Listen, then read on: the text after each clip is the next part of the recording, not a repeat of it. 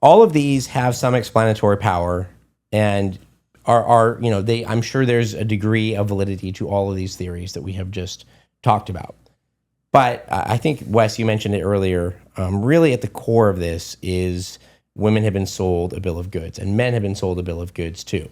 And it's easier for the man if he doesn't have to apply himself and become excellent at his trade or his craft to support his family, to allow his woman to go out into the workforce. We've talked about feminism a lot, and the link between feminism and a woman being in the workforce, not wanting as many kids, rejecting the mandate to be fruitful and multiply. It goes without saying almost. But these were two quotes that, as much as we've talked about it, they still managed to shock me. So I'm going to read two quotes, and these are from feminist perspectives on the global population, or at least the Western population decline. So here we go. This is the first one, and it says this.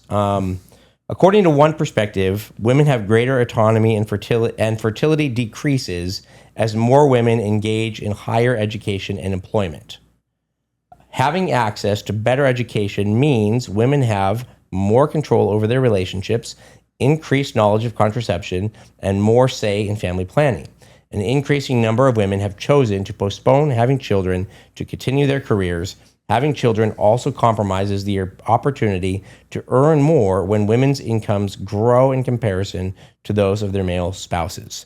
This was specifically talking about the drop in fertility, even though Africa is still above the rate that they need to sustain themselves. Rate, I think it's called. 2.1. It's dropped. It's dropped over the last couple of decades. And so this article was saying actually it's good that it's dropping there, because what it proves is that the quest and the conquering of women's rights is marching on, and it's even getting to Africa, where now we're going to see lower population rates in Africa, because finally women boss babe, feminism, contraception has arrived even to the it's almost like a missionary effort. You think even to the farthest parts of the globe, right? The gospel is going to go. No, even to the farthest parts of the globe, the message of good news for women, that they don't have to, be subject to their husbands, that they can work, that they can choose, they can have contraception, you can have abortions. It all. Yeah, and so that was surprising that they were happy that the fertility rate in Africa is dropping so quickly. Wow. Thanks. I hate it. Yep. Quote number two. Quote number two. This is from an article called "The Global Fertility Crisis is Worse Than You Think." And the quote is addressing some claims that The Spectator, which is a magazine or a newspaper, was saying, and this is the point of this article, was to say, this is one of the ones that claimed, yes, the population is decreasing and it's a good thing. So it's trying to debunk a bunch of the scare tactics. It calls them scare tactics that The Spectator was pointing out. The Spectator was saying, no, population is declining. This is terrible. We need to do something about this. Okay, so here's the quote. The above claims in the Spectator article don't just get the facts wrong on population, but they form part of a wave of pro-natalist articles falsely scaremongering that low birth rates are a cause for alarm, when instead they should be celebrated.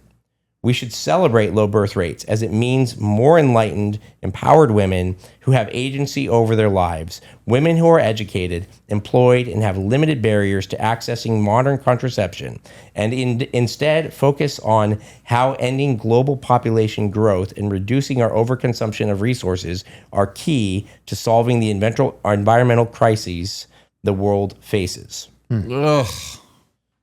We pulled this graph up not even a week ago, and it was a survey of women, married, unmarried, kids, no kids. The most miserable women, actually it was unmarried with kids, but married versus unmarried. Yep. Besides that, unmarried women with no children. Yep. So they're saying this is good. They're having less. And that's great. They're happier, right? They're thriving. Oh, they're freaking miserable. Yep. They hate women. Yep. Oh, yeah. Like These people, yes. what's going on here? They hate women. They hate the way that God has structured, not just structured society, structured reality. And they've said, we can undo it. We'll beat nature. Spoiler alert, they won't. But that's Psalm 2, right? The kings of the earth, that They seek to break the bonds. It's speaking of like it's speaking of God's sovereign power over all the earth, but it's also speaking about, you can read implicitly in the text how, the means by which God exercises his sovereign authority over the earth. And one of those means, of course, is the church and through special revelation and the word of God, word and sacrament, but also through natural order, through nature.